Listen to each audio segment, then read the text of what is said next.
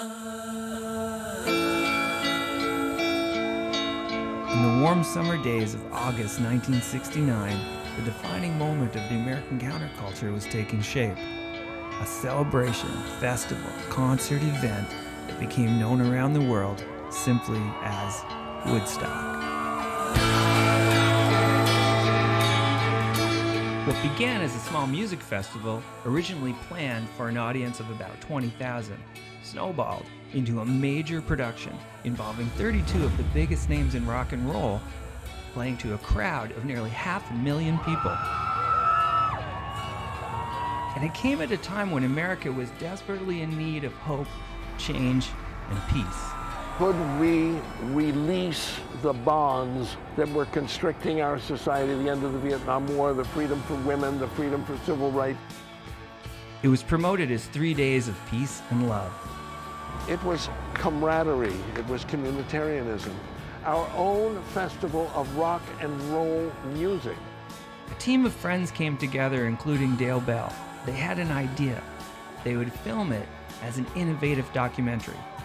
45 people, the 15 cameras, the 50 magazines, flatbed editing table.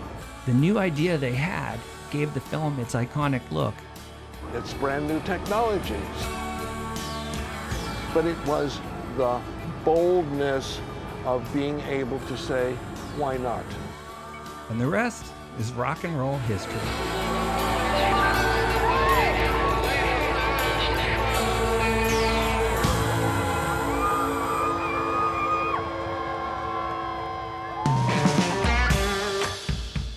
My name is John Wesley Chisholm. I'm a producer who just finished a film about the iconic Woodstock light bus.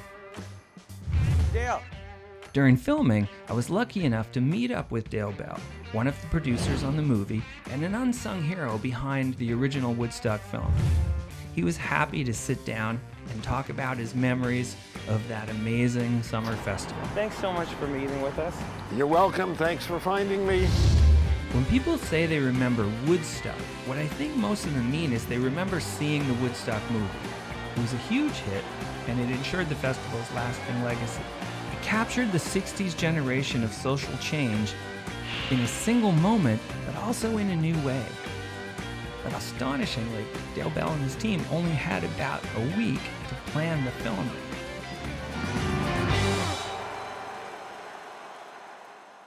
Where did you hear that there would be this thing called Woodstock? And how did this idea, you know what, we should just go and make a film of this, how did that happen? Dale and his friends were creatively inspired by Aretha Franklin's new single, Respect, and her stage performance, which featured 3 separate images projected behind her at the same time.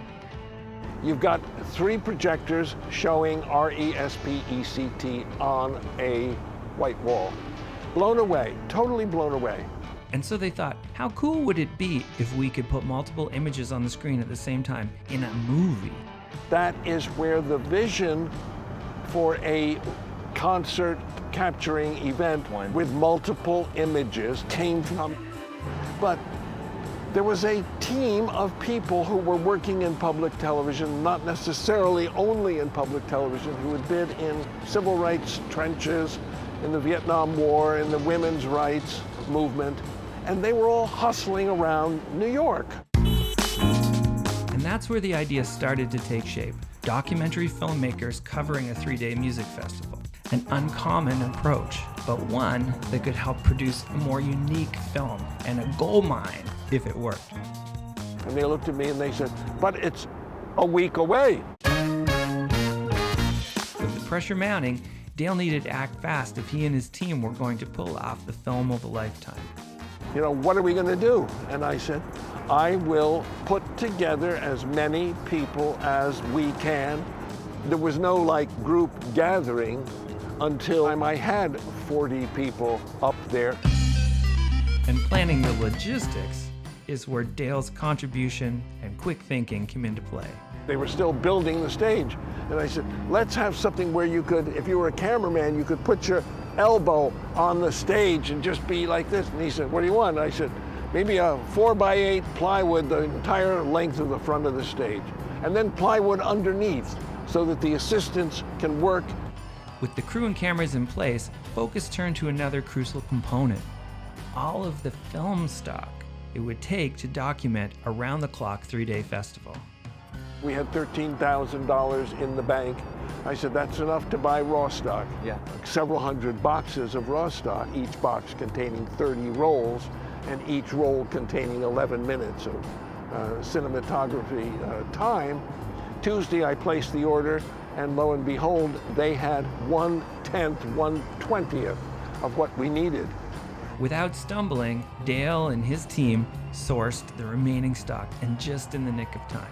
And the helicopters that are coming in are carrying superstars and musicians and medical supplies, and they're also carrying huge boxes of our raw stock as I pull it in from Los Angeles, from Chicago, from Buffalo, from Rochester, from Washington, from Atlanta. I mean, that was the most difficult problem.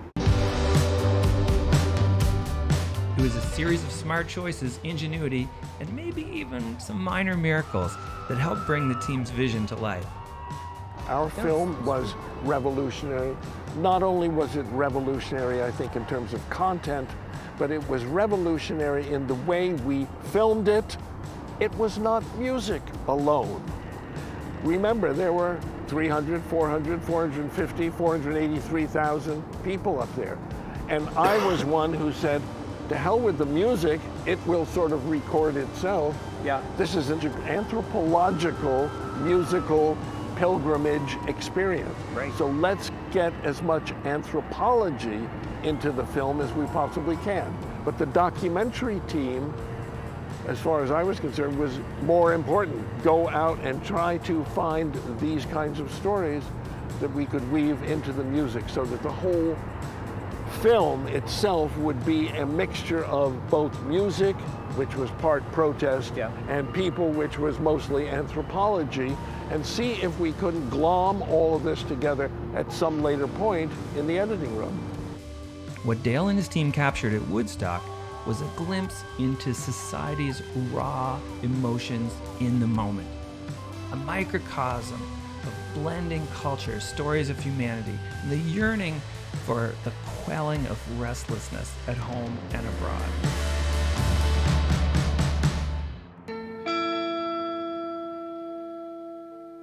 You and your team, out of all the people who were there, are the few people who were there to pay attention to what was happening, rather than just experience it. Yeah. What do you think, and were the most interesting moments? There were over 400,000 stories floating in the sea of faces at Woodstock.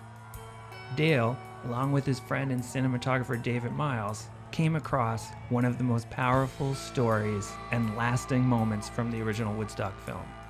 I gestured to the Portishead man.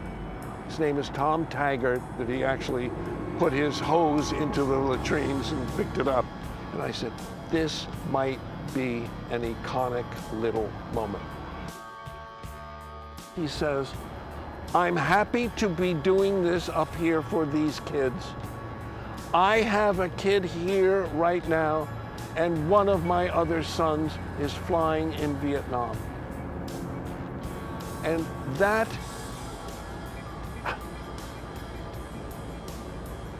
coming together of our protest, our music, our lyrics, our words, I could hear it in what he was saying. That was the epitome to me of what our film was about. And his children have died. One of them died in Vietnam. Okay? Yeah. Okay. So I had an experience. It's as though the heavens spoke when we were there.